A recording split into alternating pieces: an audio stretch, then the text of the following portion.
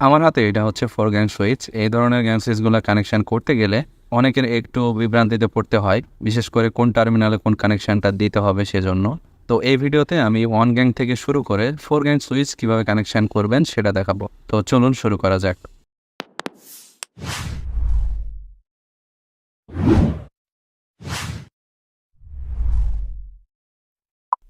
Gang switch connection করতে গেলে প্রথমে এর কানেকশন পয়েন্টের লেখাটা ফলো করতে হবে। আমার হাতে এটা 2 গ্যাং সুইচ, তার জন্য এটা 2টা কমন পয়েন্ট এবং 2টা L1 পয়েন্ট আছে। কমন পয়েন্টটা মূলত আমরা যে ফেজ সাপ্লাইটা নিয়ে আসবো সার্কিট ব্রেকার থেকে বা মেন সুইচ থেকে যে ফেজ সাপ্লাই আসবে সেটা কমনে দিতে হবে, এবং L1টা হচ্ছে লোডের জন্য। এবং এটা যদি 1 গ্যাং সুইচ হতো তাহলে শুধুমাত্র একটা কমন পয়েন্ট এবং একটা L1 পয়েন্ট থাকতো, যার কমন পয়েন্টে মেন সুইচ থেকে আসা বা সার্কিট ব্রেকার থেকে আসা ফেজ সাপ্লাই দিতে হতো এবং L1 থেকে একটা ফেজ সাপ্লাই নিয়ে লোডে দিতে হতো। প্রথমে আমরা 1 গ্যাং সুইচ কানেকশনটা দেখব। এখানে 2টা কানেকশন পয়েন্ট আছে, একটা কমন এবং একটা L1। সার্কিট ব্রেকার থেকে ফেজ সাপ্লাইটা সরাসরি আমরা কমন পয়েন্টে যুক্ত করে দিব এবং তারপরে L1 থেকে আমরা লাইটের জন্য একটা সাপ্লাই দিয়ে দিব, এবং এতে কিন্তু 1 গ্যাং সুইচের কানেকশন শেষ। এখন শুধু সার্কিট ব্রেকারের নিউট্রালটা নিয়ে সরাসরি লোডের সাথে লাগিয়ে দিতে হবে। আশা করি 1 গ্যাং সুইচের কানেকশনটা বুঝতে পেরেছেন। এবার আমরা দেখব 2 গ্যাং সুইচের কানেকশন।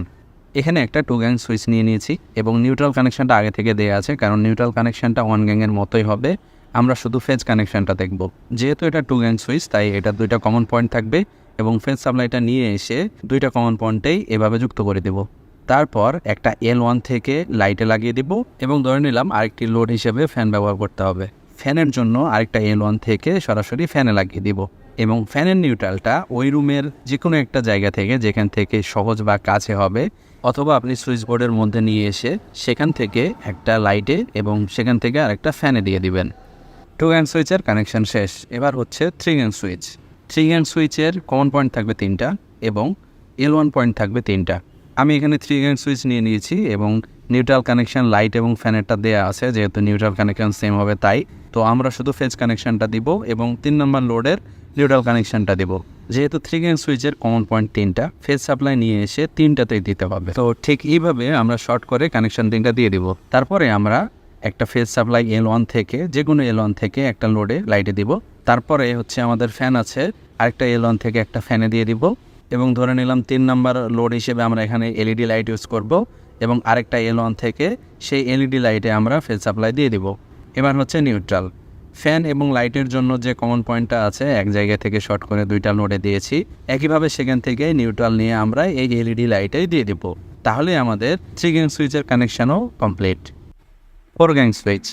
4 গ্যাং সুইচটা একটু হিজিবিজি মনে হতে পারে, তবে অন্যগুলোর মতো এটাতেও 4টা কমন পয়েন্ট থাকবে, যেহেতু এটা 4 গ্যাংয়ের সুইচ, এবং 4টা L1 পয়েন্ট থাকবে।